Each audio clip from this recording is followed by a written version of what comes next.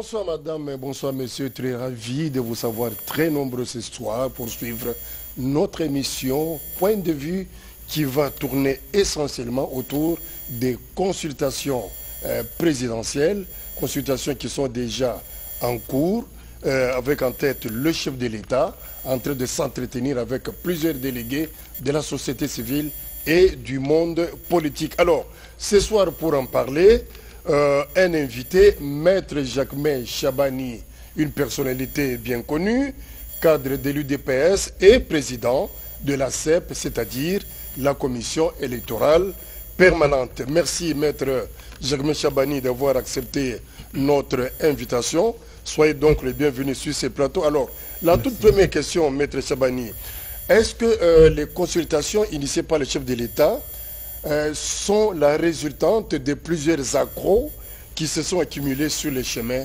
de la coalition FCC-CACH? Oui, je crois que nous avons tous pris le temps de constater et d'arriver à la conclusion qu'il y a une difficulté, mais aussi de faire le constat que le chef de l'État a été suffisamment patient, peut-être même des fois, comme le disent certains, un peu trop patient, à supporter les difficultés de compréhension, les conflits même au niveau de l'institution gouvernement et même les difficultés de gestion entre les institutions. Le président a été énormément patient et aujourd'hui, maintenant, il a estimé, et je crois que tout le monde le comprend. Et pourtant, au début, il avait affiché un certain optimisme. On a entendu plusieurs fois dire que les quelques problèmes connus par-ci, par-là étaient inhérents à l'apprentissage de la démocratie. Non seulement de la démocratie, mais aussi de cette nouvelle expérience politique faite par notre pays en termes d'un gouvernement de coalition où des familles politiques qui se regardaient en chien de faïence il n'y a pas très longtemps, qui étaient en opposition extrême, se sont mis ensemble pour travailler. Je crois que c'est un leadership responsable qui a fait en sorte à ce que le président puisse avoir cette patience et croire et espérer, rester confiant à ce que tous ensemble, ils arriveraient à mettre en application le programme de gouvernement tel que convenu. Mais aujourd'hui, nous sommes à presque 2 ans du mandat. Et il est aussi responsable de sa part et clairvoyant de tirer cette sonnette d'alarme, de mettre une pause pour qu'il puisse réunir toutes les forces vives, les consulter, les écouter et qu'ensemble, non seulement comprendre qu'il y a un problème, mais y trouver les solutions. Donc ça vient à un point et nous constatons que c'est compris de la grande majorité. Alors dans tout ça, est-ce pour les chefs de l'État une occasion d'aboutir ou d'envisager une nouvelle stratégie de gouvernance ou alors, comme on en a connu dans le passé, c'est un aveu d'échec de sa part? Non, pas du tout. Je crois qu'il faut arriver à bien suivre son allocution et comprendre la démarche qu'il prend. Ce n'est pas un aveu d'échec, c'est un constat. Et comme je l'ai dit tout à l'heure, c'est extrêmement responsable de sa part d'arriver à faire ce constat de toutes les difficultés rencontrées dans la gouvernance de la République. Maintenant, de la façon la plus démocratique possible et aussi la plus légale possible, en tant que garant de la nation, il se donne la responsabilité, le droit de consulter les forces vives de la nation sur base de ces consultations, ensemble avec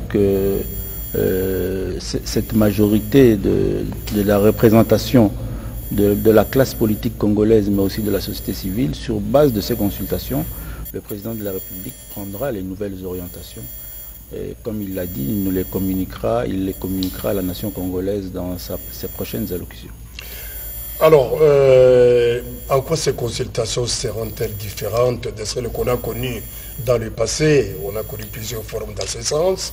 On a connu les consultations avec on a connu les concertations, on a connu les tables rondes, on a connu et tout ça. Mais cette fois-ci, qu'est-ce qui différencie en fait toute la rencontre d'aujourd'hui avec celle qu'on a connue dans le passé? Non, les circonstances de temps et même les cadres politiques dans lesquels nous nous retrouvons sont extrêmement différents. Ici, d'abord, il n'est pas question de concertation. Il n'est pas aussi question de partage du pouvoir comme plus d'une personne semble le dire. Mais on pourrait aboutir par, la redistribution des cartes, comme on dit. On aboutira nécessairement à une reconfiguration de la majorité au niveau du Parlement qui nous amènera nécessairement à la formation d'un nouveau gouvernement.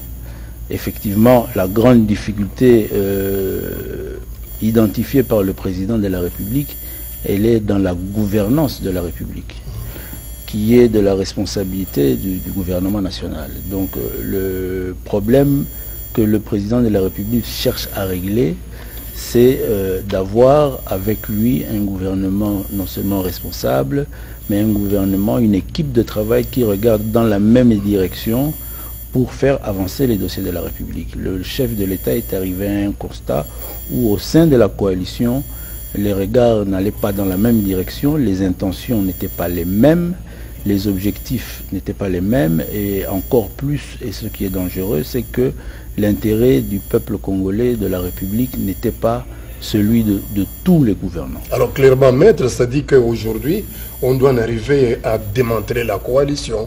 FCC cache. On doit arriver à refaire la coalition. On doit arriver à constituer, à construire ce que le président de la République a appelé une union sacrée pour la nation.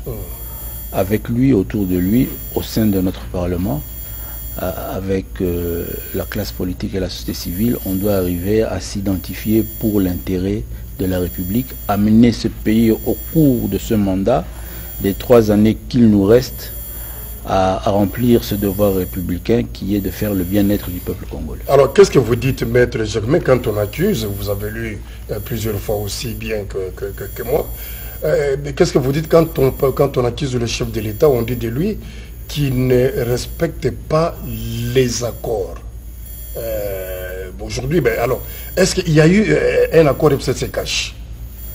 Bon, moi, je crois que nous tous, nous l'avons suivi, d'ailleurs, c'est passé en direct au travers de votre chaîne. Il y a un accord FCC cache de la gouvernance qui a été signé de la façon la plus solennelle possible. C'est le programme du gouvernement. Et ça, c'est un accord fort. En dehors de ça, il n'y a pas eu un accord secret qui nous réunit au sein de la coalition. Vous parlez d'accord secret, ce qui est secret est secret. Ce qui est secret peut-être n'a pas été mis à ma connaissance à moi, et je ne suis pas de ceux qui se permettent de communiquer sur des rumeurs ou sur ce que je ne connais pas. Je parle de ce que je connais. Nous avons un accord FCC cache qui est le programme du gouvernement qui a été signé solennellement devant toute la nation, et c'est sur cet accord-là qu'il y a des difficultés parce que nous l'avons tous vécu, que ce soit au sein du gouvernement ou même de l'Assemblée. Nous n'arrivons plus à nous accorder sur ce que nous nous sommes convenus. Nous nous sommes convenus de quoi? Nous nous sommes convenus que pendant ces 5 années du mandat du président Félix Tshisekedi, nous allons ensemble, au sein de cette coalition, développer cette nation, faire le bonheur du peuple congolais. Le président de la République, numéro 1 de l'exécutif national, est arrivé au constat qu'au sein de cette coalition, cet accord, cet engagement pris solennellement devant le peuple congolais est devenu chose impossible. C'est ainsi qu'il décide de consulter pour refaire, pour repartir sur de nouvelles bases. Alors cela, il le fait en conformité avec les dispositions de notre Constitution qui font de lui le garant de la nation. Qu'est-ce qu'on peut lui reprocher? De quel accord peut-on encore parler ou mettre en face du chef de l'État lorsqu'il prend la hauteur de ses responsabilités? Alors maître, mais nous avons l'impression que nous assistons à un jeu de ping-pong. Le chef de l'État est déçu, comme vous l'avez dit, on ne parvient pas à s'accorder sur les programmes qui avaient été arrêtés ensemble, mais de l'autre côté, on l'accuse d'avoir violé la Constitution.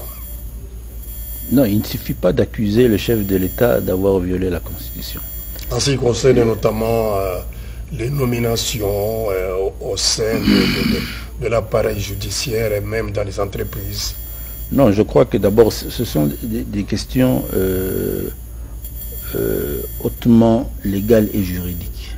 Le président de la République a pris des actes qui concernent non seulement le pouvoir judiciaire, mais aussi les forces armées congolaises. Ouais. Aujourd'hui, toutes ces ordonnances-là sont en application. La difficulté qu'il y a chez certains de nos acteurs politiques, c'est de croire qu'il suffit que dans son salon ou dans son bureau, il proclame ou il déclare une quelconque violation, que la gestion de la République doit s'arrêter à cela. Non. Non et non. Nous sommes en train tous ensemble de mettre en place un état de droit. L'état de droit, c'est des procédures, c'est des normes, jusqu'à preuve du contraire, jusqu'à la prestation de serment des juges constitutionnels. Nulle part il a été dit que le président a violé la Constitution, parce que qu'on soit président d'une chambre du Parlement, qu'on soit député national, acteur politique, on n'est pas juge des actes du président de la République. Aucune juridiction n'a été saisie, aucune juridiction compétente en la matière ne s'est prononcée. Et aujourd'hui, nous avons l'avantage tous ensemble d'avoir cette Cour constitutionnelle qui posait problème hier, complète, et qui permet à ce que l'arsenal judiciaire congolais puisse fonctionner normalement.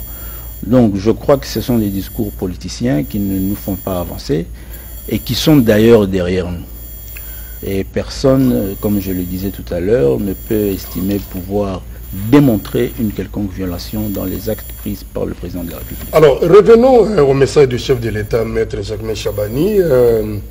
L'union sacrée que cherche le chef de l'État, une fois en place, pourra supplanter l'actuelle majorité au pouvoir, et donc le renvoi du FCC.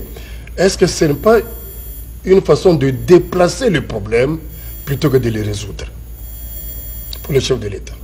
Déplacer, non, mais dans l'union sacrée qui va se mettre en place, l'union sacrée à laquelle le président de la République appelle à se mettre en place, personne, à mon entendement, n'est mis à l'écart.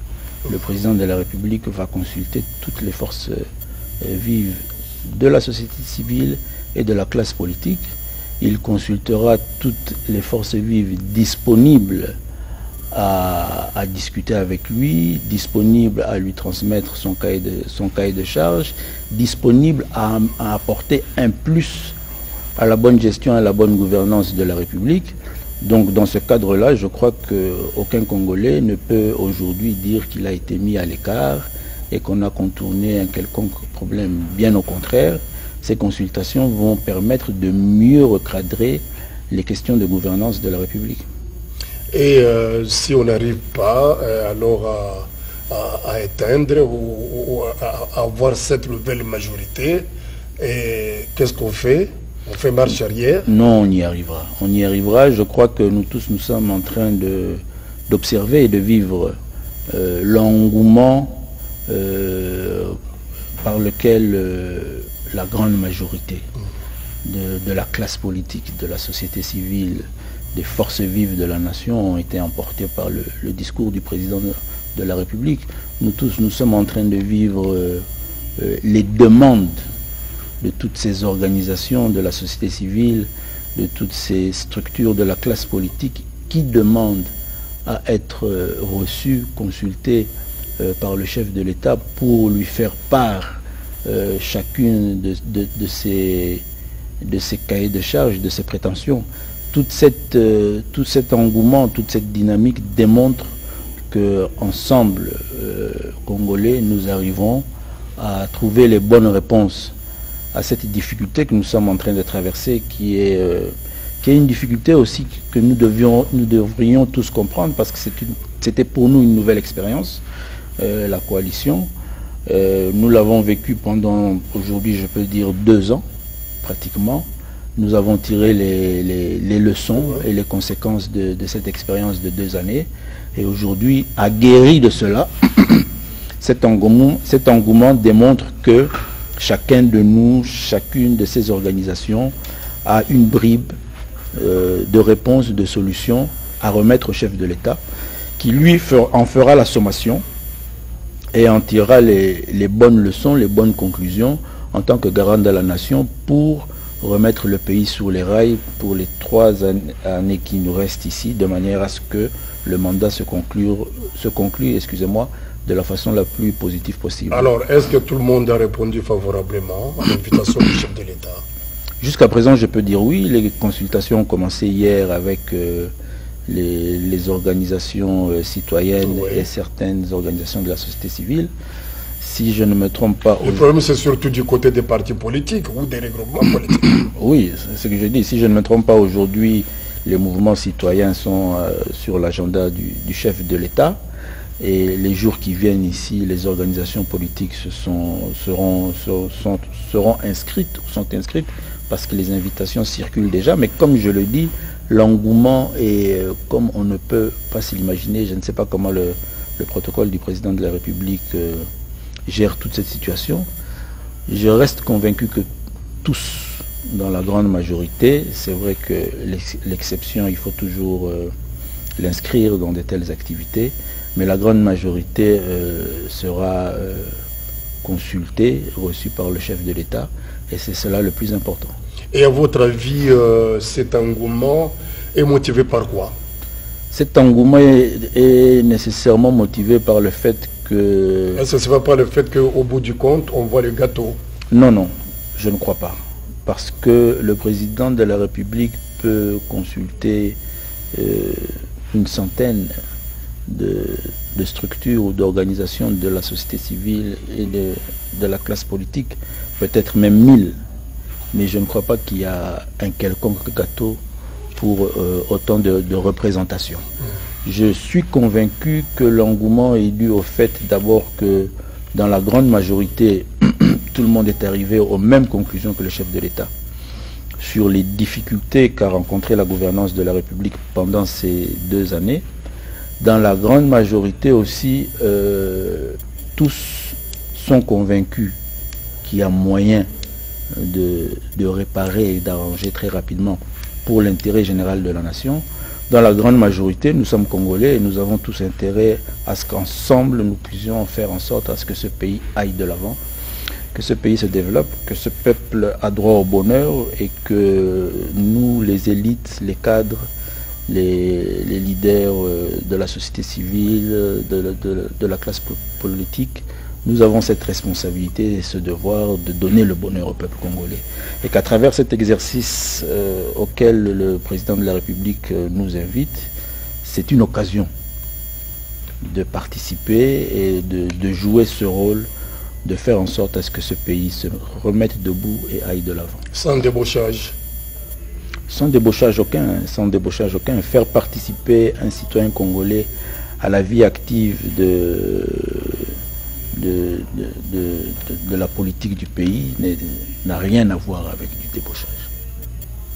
Alors, pour certains observateurs, je disais tout à l'heure que les problèmes seraient peut-être en train d'être déplacés. Est-ce que le chef de l'État, ayant déjà identifié les causes de ces blocages, ayant déjà identifié les gens qui sont en face de lui, est-ce qu'il n'était pas bien indiqué pour lui, comme le pensent la plupart d'observateurs, d'appeler M. Joseph Kabila, puisque c'est son correspondant de l'autre côté, avec qui il devrait, au fait, dans un tête-à-tête, trouver une réponse appropriée à tous ces problèmes qui se posent? Bon, je crois que cet exercice, nous l'avons tous vécu pendant ces 2 dernières années, depuis que la coalition gouvernementale a été mise en place à plusieurs reprises, mais aussi j'estime que la République démocratique du Congo n'est pas le fait d'un ou 2 individus, La République démocratique du Congo, nous sommes à des millions de citoyens, des milliers d'organisations.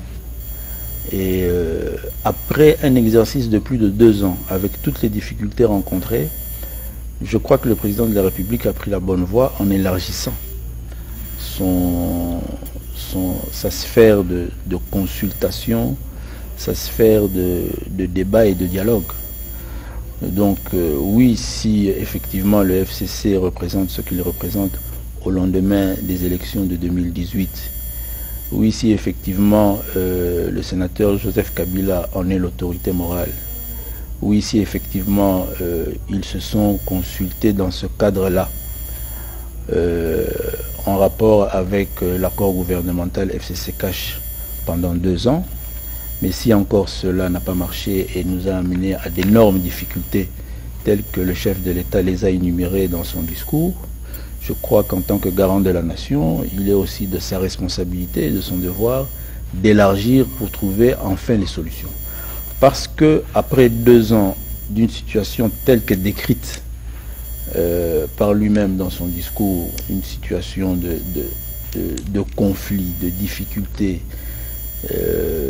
d'intrigue, de chaos et d'échec, il faut qu'on se rappelle qu'en 2023, dans 3 ans, il sera seul à répondre devant les électeurs congolais. Donc, oui, comprenons. D'accord, mais Maître Chabani, quel genre d'interlocuteur le chef de l'État doit avoir en face de lui pendant les consultations? Je pose cette question, ce n'est pas par hasard. Lui-même avait dit qu'il doit avoir en face de lui les regroupements ou les interlocuteurs qui sont les plus représentatifs. Alors, si aujourd'hui, les grands, comme le FCC et la MOUCA, ne prenaient pas part à tout ce qui se passe, est-ce que la suite pourrait être une réussite dans votre avis? Pourquoi pourrions-nous penser aujourd'hui, un seul instant, que des citoyens congolais, des personnalités politiques de notre pays, représentatives soit-elle, peut-elle refuser de répondre à une telle invitation du président de la République? C'est des éventualités qu'il faut envisager. Non, mais là alors, c'est que le président aura vraiment touché le bon problème. Parce que ne pas venir participer à une telle activité, ne pas répondre à une telle invitation du président de la République qui vous invite à partager avec lui ce que vous avez comme idée, initiative pour résoudre les difficultés que traverse la nation congolaise aujourd'hui, ne pas y répondre, c'est que vous êtes soit le problème ou vous avez un problème avec le Congo. Et je crois qu'à partir de là, l'opinion pourra comprendre ou identifier les réelles difficultés que traverse le président de la République. Moi, je reste convaincu que tout Congolais qui est pris de ce souci de voir ce pays aller de l'avant ne pourra que répondre. Je crois que le président, à la clôture de ces consultations, aura reçu tout le monde, aura entendu tout le monde, et cela lui permettra de faire les bonnes conclusions pour l'intérêt du Congo, parce qu'il aura enregistré les avis et considérations des uns et des autres. Alors, est-ce que le chef de l'État a déjà eu une idée dans sa tête de ce que doit être la configuration politique de demain, où il sera obligé de ne prendre qu'en compte toutes les propositions qui lui seront soumises par les interlocuteurs? Bon, difficile de répondre. Je ne suis pas le porte-parole du chef de l'État, je ne suis pas membre de son cabinet, mais j'estime que le président de la République, tel que la Constitution le lui accorde, est le citoyen le mieux renseigné, le mieux informé de nous tous dans cette République. Donc, il a un tableau de bord extrêmement fourni qui lui permet d'avoir une avance pratiquement sur nous tous en termes d'information et de projection. Donc sûrement qu'il a des idées avancées, mais s'il a estimé nécessaire de consulter, c'est pour enrichir davantage sa banque de données. Mais encore plus, je crois qu'en démocrate, c'est cette volonté de pouvoir faire participer la grande majorité des forces vives de la nation pour qu'ensemble, comme il l'a dit lui-même, dans cette union sacrée pour la nation, nous puissions non seulement relever ce pays, mais le faire avancer. Mais comment comprendre quand il dit qu'aucun cas de figure ne sera laissé de côté? Qu'est-ce que ça signifie? Quel est l'essentiel de cet argument? C'est-à-dire qu'il a un souci et une volonté extrême à faire avancer les choses. C'est-à-dire aussi qu'il a fait le constat peut-être malheureux et regrettable qu'au sein de nous, parmi nous, il y en a ceux qui sont figés et, sur le blocage et qui ne veulent pas faire avancer le Congo. Et il pourrait prendre des décisions radicales. Il prendre pas radicales, mais peut-être extrêmes à l'entendement des uns et des autres, conformément à ses prérogatives constitutionnelles. Et dans ce cas-là, on pourrait aller jusqu'à congédier le Parlement, le gouvernement aussi. Je crois que ce sont pour le Parlement, c'est peut-être l'extrême. Pour le gouvernement, je crois que toute personne avertie peut arriver à considérer aujourd'hui que nous avons un gouvernement démissionnaire. Non seulement au lendemain du discours du président de la République par rapport à toutes les informations qu'il nous a données, mais même avant son discours par le fait qu'il ait suspendu les conseils de ministres hebdomadaires, mais aussi lorsque vous analysez l'attitude du Premier ministre, chef du gouvernement, je crois que lui-même d'abord devrait avoir déjà compris que les contradictions sont tellement énormes entre lui et le président de la République qu'il serait difficile que demain il se retrouve encore dans une séance de travail. Donc l'élégance aurait voulu qu'il en tire toutes les conséquences bien avant. Mais sur cette question-là, moi je considère que le gouvernement devrait ou doit se considérer comme étant démissionnaire. Pour le Parlement, je crois que moi personnellement, je l'inscris dans les mesures extrêmes. Et comme le président de la République nous a fait savoir qu'aucun de figure ne pourrait échapper, donc je crois que nous tous, surtout acteurs politiques et leaders d'opinion, nous devons inscrire cela dans nos informations, dans nos réflexions, surtout ceux qui ont droit à être consultés par le chef de l'État pour que dans les réflexions partagées avec le président de la République, ils puissent arriver et aider à ce que nous n'arrivons pas dans les cas extrêmes qui seront peut-être des situations complexes et difficiles pour la République démocratique du Congo. Alors il y a d'autres points de discorde, je crois, dans cette coalition. Vous ne trouvez pas, Maître Chabani, que ce serait lié au contrôle de la Cour constitutionnelle et de la CENI? Bon, le président de la République les a énumérés, mais moi je ne suis pas d'avis que on peut continuer à croire qu'il est possible de gérer ce pays après tout ce qu'il a connu continuellement de la même manière. C'est vrai qu'on a entendu des politiques nous faire savoir clairement que dans la gestion de la République, ils avaient la haute cour dans leur poche. Je crois que tout le monde a souvenir que nous avons battu campagne. Le président Félix Tshisekedi a battu campagne en promettant au peuple congolais de rétablir non seulement l'état de droit, mais aussi le pouvoir judiciaire. Le président Félix Tshisekedi a battu campagne en promettant au peuple congolais qu'il allait se battre pour qu'il ait droit dans l'avenir à un processus électoral libre, transparent et démocratique.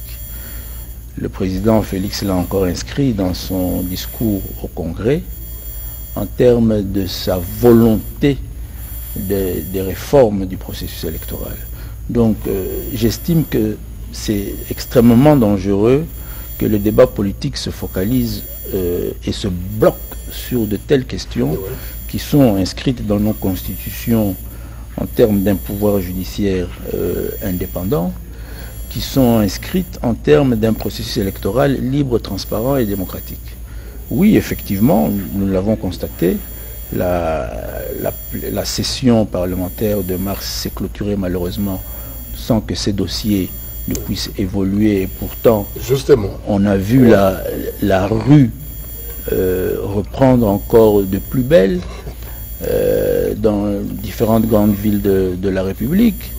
On a vu des pertes malheureuses en vies humaines, ce qu'on ne voulait plus jamais revoir, tout simplement parce que au sein de notre assemblée, un groupe d'élus estime que, comme hier, ils avaient certaines institutions de la République dans leur poche, ça doit encore continuer. Et je crois que si pour cela, il faille que le président de la République consulte, qu'il consulte pour nous trouver les bonnes solutions.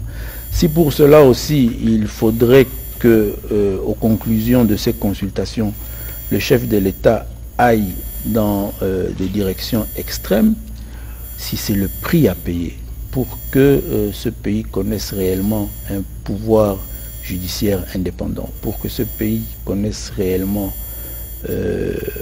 des processus électoraux libres, transparents et démocratiques, parce que ces processus sont la source même de tout pouvoir. S'il faut qu'on y arrive, si c'est la facture à payer, là je crois que c'est pour moi l'occasion d'en appeler à tous. Sans embraser le pays. Sans du tout, avec toute responsabilité, dans la paix et la responsabilité, à s'approprier de cette volonté, de cette demande du chef de l'État de consultation, c'est-à-dire d'échange et de discussion avec les forces vives, pour que cette fois-ci encore, nous puissions prendre le bon virage, le virage utile pour la République, de manière à ce que nous rétablissions ces valeurs à travers le leadership du président de la République. Voilà, merci Maître. Alors il nous reste encore quelques 8 minutes.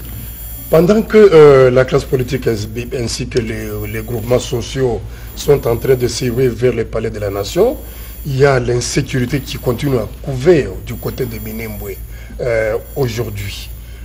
Bon, le chef de l'État veut demander qu'on se soit à l'installation des responsables de la commune. Mais jusque-là, il n'y a pas de voie de sortie. Les problèmes demeurent. Et ils sont encore entiers. Mais où est-ce que, jusqu'à quand, cette situation pourra-t-elle rester comme ça irrésolue? Oui, le président de la République a énuméré aussi, entre autres, les questions de paix et de sécurité, oui, justement, dans la partie orientale de notre République. Oui. Consolider la paix là où elle existe, en faire une réalité là où elle n'existe pas. Et je crois que les plateaux de Minembwe en font clairement partie. Des questions qui ont été gérées de façon intéressée pendant plusieurs années.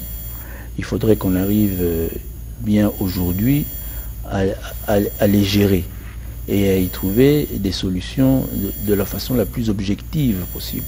Ça fait partie des consultations. Ça doit nécessairement faire partie des consultations. Je crois que parmi les différents groupes représentatifs que le président de la République va recevoir, nécessairement certains lui amèneront ces questions-là sur la table et elles devront être inscrites. Elles sont d'ordre sécuritaire, elles concernent nos services de sécurité, nos forces armées, elles sont d'ordre politique.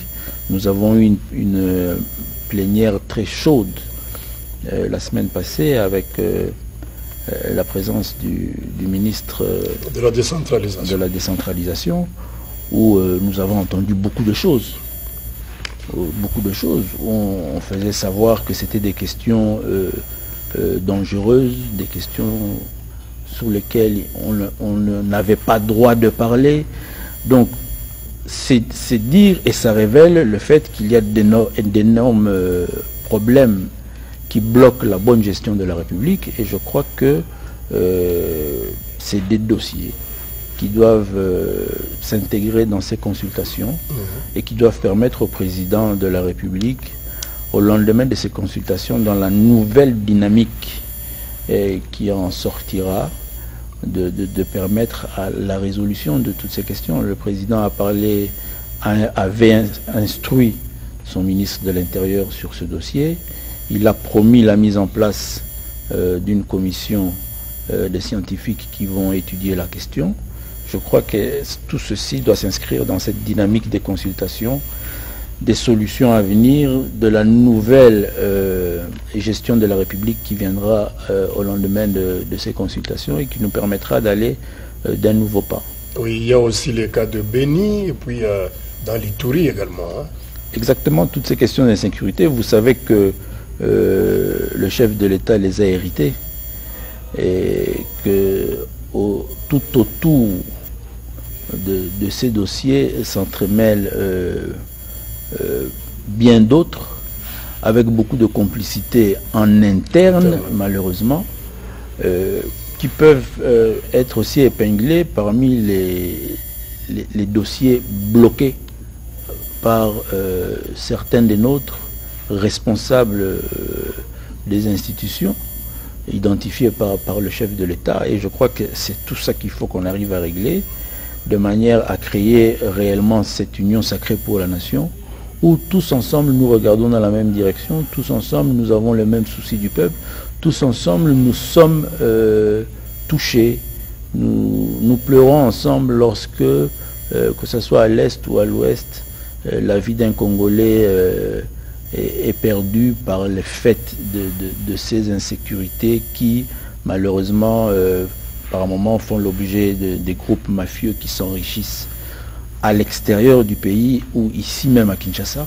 Et c'est toutes ces questions qu'on ne pourra régler que si nous sommes dans une gouvernance d'union sacrée pour la nation, où nous regardons tous dans la même direction, nous avons tous le même souci du Congo. Alors nous allons terminer par cette question capitale également. J'espère qu'elle sera prise en compte pendant les consultations. La reprise des cours n'est toujours pas effective depuis la rentrée scolaire. Et pendant ces temps, on voit les enfants se promener dans les rues, les professeurs se rendent sur leur milieu de travail sans pour autant enseigner. Est-ce que la gratuité de l'enseignement n'est pas mise en mal? Vous savez que la gratuité de l'enseignement est un des grands projets du mandat du président Félix Tshisekedi. Lorsque le président de la République lance la gratuité l'année passée, beaucoup n'y croyaient pas. Pour beaucoup, non seulement c'était impossible, mais pour beaucoup, c'était un défi qu'il ne fallait pas relever parce que eux ne l'avaient pas fait avant. Et il faut arriver à inscrire certaines difficultés rencontrées dans la gratuité de l'enseignement comme des crocs en jambes, voulant compliquer la mise en œuvre de ce grand projet qui a facilité la scolarité à plus de 3 millions de nos enfants qui n'avaient pas droit à la scolarité hier. Maintenant, ici aussi, je crois qu'il faut nous arrivions aussi à nous interpeller nous-mêmes les uns et les autres, et surtout nos frères, nos sœurs, nos parents qui sont dans l'enseignement, à comprendre que cette œuvre du président de la République de donner droit à l'enseignement à nos enfants va se construire par la solidarité de tous. Aujourd'hui, non seulement les salaires ont été rehaussés, même si ce n'est pas encore ce que nous tous nous souhaitons pour nos enseignants qui sont braves et qui nous ont formés, mais au moins ils ont déjà cet avantage. Et j'estime qu'ils doivent aussi jouer leur partition pour permettre à ce que ce maillon de l'enseignement puisse s'intégrer, prendre corps, qu'il supporte d'abord de reprendre la craie, d'encadrer les enfants dans les classes, qu'il permette aussi au gouvernement et à travers les autres structures de régler toutes les autres difficultés qu'ils connaissent. Et comme ça aussi, à travers leur activisme, ça va nous permettre aussi d'identifier les autres difficultés de ce secteur-là, de l'enseignement, qui est un secteur capital pour le président de la République. Et il avait bien identifié que nous allions y aller étape par étape. Donc ces premières étapes ici, il y a eu la rentrée scolaire de l'année passée avec la gratuité. Nous sommes à la deuxième rentrée. Je crois que nous devons arriver, nous tous, à faire des efforts pour que cette gratuité soit une réalité. Maître Jacquemet, je crois que nous avons terminé cette mission. Alors, quelle chance accordez-vous aux consultations? Beaucoup de chances, d'énormes chances. D'abord, j'encourage et je remercie toutes ces organisations de la société civile et de la classe politique qui sont dans cette bonne ambiance à vouloir rencontrer le chef de l'État pour partager avec lui leurs différents cahiers de charges. Mais aussi, j'en appelle au peuple congolais à s'approprier cette activité-là de concertation et de discussion au sein de la classe politique et des forces vives de la nation, pour qu'à travers celle-ci, le président de la République arrive enfin à rassembler tous les avis et considérations, et que au sortir de cela, les bonnes conclusions soient prises pour que ce grand pays se relève et aille de l'avant. Alors, déjà 2 semaines sans réunion du gouvernement, est-ce qu'on peut considérer que c'est déjà l'expédition des affaires courantes? Oui, comme je vous l'ai dit, je crois que tous les excellences membres de ce gouvernement intérieurement en eux l'ont déjà compris, mais ça ne va pas traîner parce que le président de la République nous a promis que tout allait être très rapide. Donc les consultations ont commencé ce lundi. Je crois que maximum 1 semaine, 10 jours, nous aurons les conclusions et cela permettra au chef de l'État de prendre les nouvelles dispositions. Donc 3-4 vendredis sans conseil de ministres, c'est gérable. Nous avons connu des années sans conseil de ministres. Ce n'est pas l'exemple à suivre, mais je crois que le président de la République, avec son gouvernement, arriveront à gérer cette situation pendant maximum 1 mois, et puis après le pays pourra, au lendemain des consultations et de ses conclusions, pourra aller de l'avant.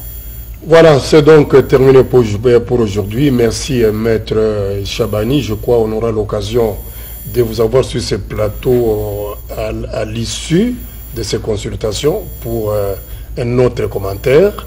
Merci madame, merci messieurs et bonne soirée à tous. Merci.